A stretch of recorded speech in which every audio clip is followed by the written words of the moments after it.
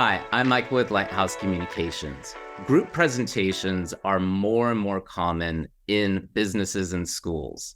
In the past, maybe one person would represent the whole team, and that person with the most power would dominate or even deliver the whole presentation by themselves. Fast forward to today. The client, the cross-functional team, they want to hear from multiple voices on the team and not just the leader. And then when you do a group presentation well, you and your team will be more persuasive than one person alone. But presenting as a group is challenging. Different personalities, coordinating schedules, power dynamics. It can be tough to navigate. That's why it's important to have some specific strategies. In this video, we will share some important tips for before, during, and after the group presentation. Let's jump in. Tip number 1, talk about what you'll say. It sounds obvious, talk about what you'll say, but it's so important and often overlooked. Don't just text or email your co-presenters, but actually get together and have a conversation. Tip number 2, schedule time to practice. As soon as that presentation is on the books, pull out your calendars and figure out how much prep time do we need? How much time is everyone willing to put in? And for really high stakes presentations, we suggest at least 3 meetings. Meeting number 1 is a planning meeting. Who's going to say what? Meeting number 2, we call it table read.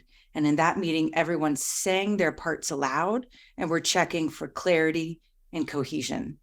And then meeting number 3 is a formal rehearsal where we're actually simulating, we're standing, we're practicing with the clicker. And in that way, we can really make sure that our delivery is on point. Tip number 3, plan your transitions. When you practice, plan your transitions from one speaker to the next. The most common transition is, now that Sharon has told you about X, I will explain why. Well, this works, but it can get repetitive. We recommend knowing the point that the person before you is making so you can just start your section. That way, a transition isn't even necessary.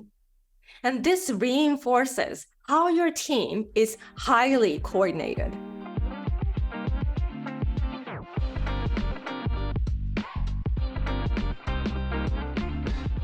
As the speaker, make eye contact with your audience. And every once in a while, look at your co-presenters.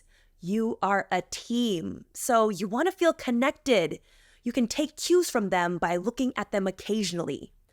But don't look at them too often because then the audience will think you are unsure of your talking points. For the co-presenters, you are standing to the side, but don't look distracted or look down at your phone. Instead, look interested in what your colleague is saying. Even if you've heard what they're about to say, act like you are hearing it for the very first time. If they say something you agree with, nod. If they say something funny, laugh. When you do this, the client will see and feel the team unity. Compliment and support each other. If your colleague answers a question and you agree with them, say, Louise, I love that idea. Or if a question comes up and you know it's in your colleague's area of expertise, say, Anne, would you like to answer that question? If there's a question you don't know the answer to, look for support from your co-presenters. Make eye contact. Ask out loud if anyone else would like to speak first. Avoid the pile-on effect during Q&A.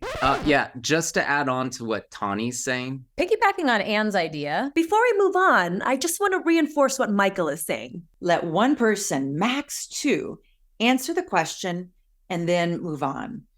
If everybody chimes in and adds something, you risk the Q&A feeling really bloated.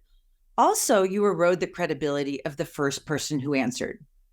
Trust that your audience understood what your coworker said.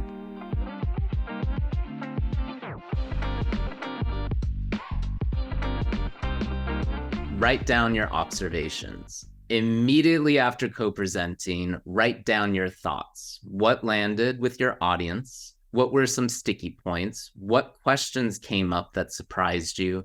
And what did you observe about your colleagues' speaking parts? Write these down before you forget them, and then share them with your team. Get into the habit of giving and receiving feedback often. Keep in mind that it's better to give your colleague feedback soon after the presentation as opposed to waiting until right before the next one. This last-minute feedback may throw your colleague off. But if you do it in a timely manner, they'll be able to prepare while thinking and incorporating your feedback.